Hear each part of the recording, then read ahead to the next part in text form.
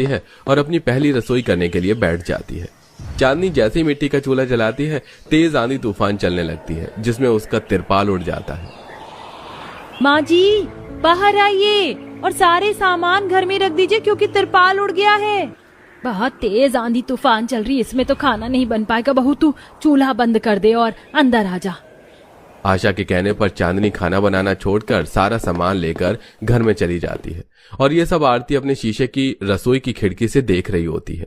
जैसे ही आंधी तूफान बंद होता है, एक बार फिर चांदनी बाहर खाना बनाने के लिए बैठ जाती है। भाभी आप रोटी बना लीजिए, जब तक मैं यहीं बैठकर सब्जी काट देती हूँ। काजल खाना बनाने में अपनी भाभी की मदद कर रही होती है। तभी अचानक से तेज बारिश होने लगती है, जिसमें उसका चूल्हा बुझ जाता है और काजल चांदनी के साथ साथ सारा सामान लेकर फिर से घर में आती है। ये सब देख आरती को अच्छा नहीं लगता और वो छाता लेकर सीढ़ियां उतरती हुई खुद से कहती है, मैंने इसे कहा था इतने गरीब घर में शादी ना करे, पर इसने मेरी एक नहीं सुनी। इतनी परेशानी हो रही है इसे इस आंधी तूफान और बारिश में अपनी पहली रसोई करने में। बहू छाता लेकर तू का वापस अपनी दोस्त के घर जाती है, जहाँ घर के बाहर शांति आरती से कहती है, बहू अगर तू फिर से मदद करने के लिए जा रही है तो मैं फिर तुझे बता रही हूँ, वो हमारी मदद नहीं लेंगी। कई साल पहले मुझसे शांति ने कुछ पैसे उधार लिए थे घर ठीक करने के लिए, पर उन्होंने घर ठीक नहीं किया और सारे पैसे खर्च कर दिए। मैं नहीं जानती थी कि सारे पैसे काजल के इलाज में लग गए और मैंने उन्हें सभी के सामने ताने दिए। बस तब से वो लोग किसी की मदद नहीं लेते और जब मुझे सच पता चला तो मैं खुद से नजर नहीं मिला पाई। धीरे धीरे आरती को सब समझ आने लगता है कि क्यों गरीब परिवार आरती से मदद नहीं ले रहा था। अब जब वो अपनी दोस्त से मिलने उसके घर में जाती है तो देखती है कि आशा अपने हाथों से चांदनी को खाना खिला रही है और पूरा परिवार हंसी मजाक कर रहा है।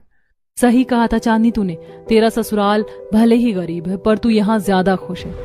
अब तो मैं भी यहाँ तुझसे मिलने आया करूंगी, ना कि तुझे तेरी गलती गिनवाऊंगी। उस दिन के बाद फिर कभी आरती अपनी दोस्त को भला बुरा नहीं बोलती और जब भी मौका मिलता अपनी सास के साथ चांदनी के घर जाकर उनके परिवार के साथ बैठती। अपने मायके वालों से तो ले सकती है ना, मुझे उनसे कोई मदद नहीं चाहिए। ये नहीं मानने वाली, अब मैं खुद इसकी माँ के पास जाऊंगी। आरती चांदनी को और परेशान नहीं देख पाती, इसलिए चांदनी के मायके जाती है। माँ, उस चांदनी ने उस गरीब से शादी कर हमारा काम आसान कर दिया। हमें उस सौतेली से कुछ लेने के लिए कुछ करना भी नहीं पड़ा, अपने आप सब हमें मिल गया। वो तो है, पर मैंने सोच लिया था अगर इसने शादी नहीं की तो मैं इसकी शादी किसी बुढ़े से कराऊंगी, पर देखो अपने आप सब हो गया। चांदनी की माँ की बातें सुनकर आरती को पुरानी बातें याद आती हैं, जब आरती अपनी माँ के हाथों से खाना खा रही होती है और तभी वहाँ चांदनी आती है। तू बहुत किस्मत वाली है जो तुझे इतनी प्यार करने वाली माँ मिली है। क्यों, तू भी तो किस्मत वाली है जो तुझे इतनी अच्छी माँ मिली।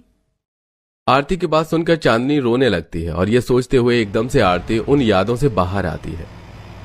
अब मैं समझी क्यों चांदनी अपने अमीर घर में नहीं रहना चाहती थी और उस दिन उसका जला हाथ जरूर उसकी सौतेली माँ ने जलाया होगा। चांदनी छाते की मदद से बारिश के पानी से बचकर खाना बनाने की तैयारी करती है। कुछ देर में बारिश बंद हो जाती है और चांदनी काजल की मदद से घर के बाहर बैठकर खाना बनाती है। सही कहा है, किसी ने सब्र का फल मीठा होता है और हम कुछ मेहनत से करें और वो चीज खराब हो, ऐसा हो ही नहीं सकता। सच में चांदनी, तुम खाना बहुत अच्छा बनाती हो। अब इसी तरह कुछ दिन बीत जाते हैं और जब भी चांदनी बाहर खाना बना रही होती है तो खाना बनाती हुई आरती अपनी दोस्त को बारिश से परेशान होता देखती है।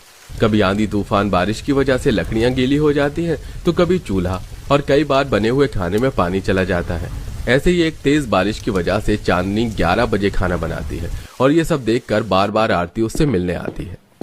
मैंने तुझे पहले ही कहा था मत कर इस गरीब घर में शादी, पर तूने मेरी एक नहीं सुनी। अब परेशान हो रही है ना इस बारिश में, घर के बाहर खाना बनाने में और इस टूटे घर में रात गुजारने में। आरती शांत हो जा, मैं समझ सकती हूँ तू मुझे लेकर परेशान है, पर मैं अपने ससुराल में सच में बहुत खुश हूँ। देख रही है तेरी खुशी, मुझसे मदद नहीं ले सकती, कम से कम तू कहाँ चली।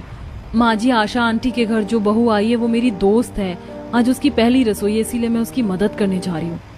बहू, तू अपनी दोस्त की मदद करना चाहती है इसीलिए मैं तुझे रोकूंगी नहीं, पर देखना तू आशा बहन हमसे कोई मदद नहीं लेंगी। शांति की बात सुनकर आरती और परेशान हो जाती है और छाता लिए चांदनी के घर आती है। चांदनी, ये बारिश तुझे तेरी पहली रसोई नहीं करने देगी। एक काम कर, तू मेरे घर में आकर अपनी पहली रसोई कर ले। आरती, बहू अपनी पहली रसोई अपनी ससुराल में करती है और बारिश थोड़ी देर में बंद हो जाएगी, पर तेरा तिरपाल उड़ गया और तेरा मिट्टी का चूल्हा भी गीला हो गया। अब तो खुले में कैसे खाना बनाएगी। आंटी आप ही समझाओ ना इसे। बेटा मेरी बहू बिल्कुल सही कह रही है, हमने 2 चूल्हे बना रखे हैं, मेरी बहू अपनी पहली रसोई आज घर में ही बना लेगी।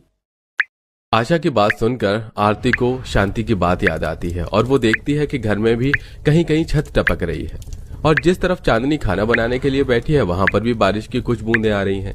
इसलिए आरती छाता खोलकर उस जगह रखकर उदास